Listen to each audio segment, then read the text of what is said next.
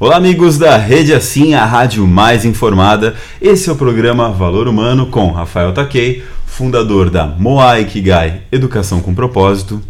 E hoje nós vamos tratar de um tema muito importante, no qual o Brasil inclusive tem se tornado uma das referências, que é o combate ao tabagismo.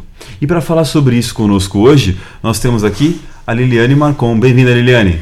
Muito obrigada, Takei, pelo convite. É muito bom aí poder estar podendo compartilhar um pouco com vocês sobre a experiência que nós temos aí adquirido ao longo do tempo para falar realmente de uma causa tão nobre que é realmente o combate ao tabagismo. É verdade. A Liliane, pessoal, ela é fisioterapeuta, não é isso mesmo? Isso mesmo.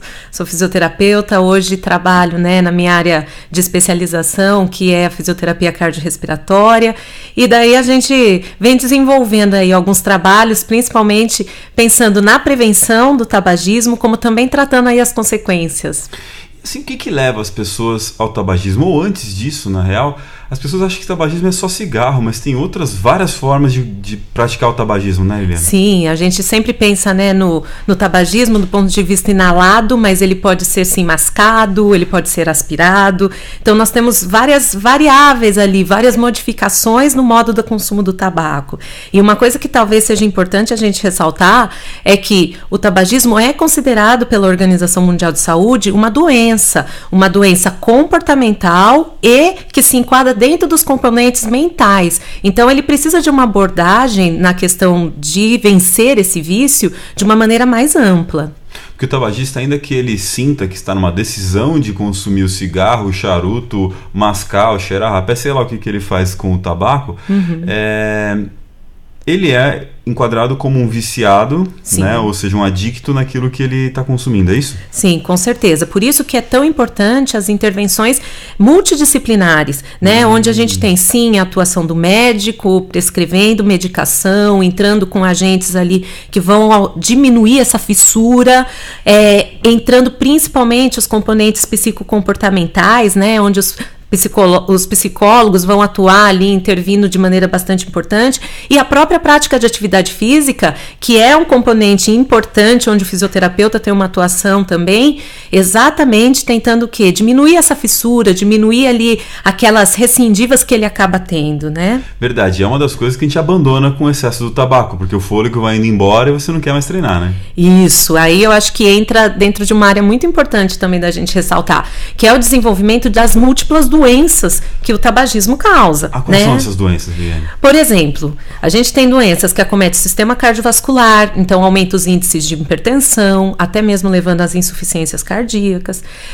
e principalmente o sistema respiratório, né, que é bem comprometido. Uma das doenças que hoje em dia gera mais complicações é a doença pulmonar obstrutiva crônica, sendo que a principal causa do desenvolvimento dessa doença é o tabagismo. E daí o grande desafio, muitas vezes, é mostrar para a população que realmente um ano fumando, talvez ele não vá ter esses sintomas. Só que ao longo do tempo, depois de 40 anos, 50 anos, aí a gente começa a ter dificuldade, por exemplo, para realizar um esforço, começa a ter acúmulo de secreção. Então, as próprias substâncias presentes no cigarro vão gerando essa modificação do nosso sistema respiratório. Até porque o cigarro que chega para nós não é o tabaco puro colhido, né? Ele é cheio de agrotóxicos e componentes. São quantos milhares de componentes? Então, aproximadamente nós temos 4.500 substâncias tóxicas e em torno de 40 cancerígenas, né? Então, até materiais, né, substâncias radioativas, que horror, estão presentes aí no cigarro. Então, para a gente ver a importância realmente que se tem em combater esse agente. Agora, eu como leigo fico pensando, por que tudo bem, tá cheio de substância tóxica aí, mas por que aspirar uma substância tóxica vai gerar uma obstrução no meu pulmonar? Como é que funciona esse negócio? Então, são várias as frentes, né? Quando eu falo de DPOC, que é a doença pulmonar obstrutiva, ela, na verdade, ela é a junção de duas doenças bastante conhecidas nossa, que é a bronquite crônica e o enfisema pulmonar. Então, o que começa? Eu tenho desencadeado por essas substâncias uma inflamação na via aérea, né? Que são aqueles condutores que levam o nosso ar para o pulmão e também na destruição do próprio tecido do pulmão.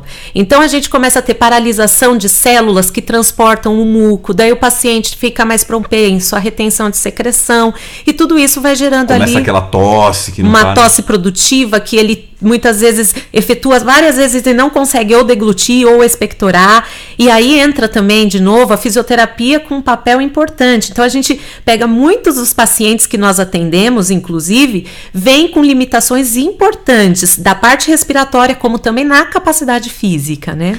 E esse nosso programa está indo ao ar num dia muito importante no combate ao tabagismo, que é o Dia Mundial de Combate ao Tabagismo, né? É um dia determinado, criado aí pela OMS, exatamente para levantar essa bandeira da importância da prevenção. Eu acho que o nosso conceito de saúde ainda vem muito focado nos aspectos da recuperação do dano, mas a gente precisa efetuar realmente um combate, algo preventivo, onde essas crianças, adolescentes venham ser orientados, né, melhores instruídos. E quais são as ações mais efetivas, assim, sintetizando para o combate atualmente? Para prevenção. Que vão vir com esse dia do combate agora. Ah, sim. Então, basicamente, existe testes, inclusive, né, avaliações para ver a carga nicotínica. Existe testes simples, inclusive, de questionários que tem como a gente disponibilizar para poder avaliar ali qual a dependência dessa pessoa. E, principalmente, a gente pode pensar aí que as orientações, a educação em saúde é muito importante. Fantástico. E aí, o nosso ouvinte ou o nosso espectador que está vendo a gente pelo YouTube ou ouvindo no aplicativo Rede Assim, né, do Google, do Play Store, ele se pergunta, mas eu fumo, eu não quero mais fumar, como é que eu vou deixar de fumar? Você vai descobrir as respostas da Liliane sobre isso no nosso próximo bloco do programa Valor Humano, na Rede Assim, a rádio mais informada.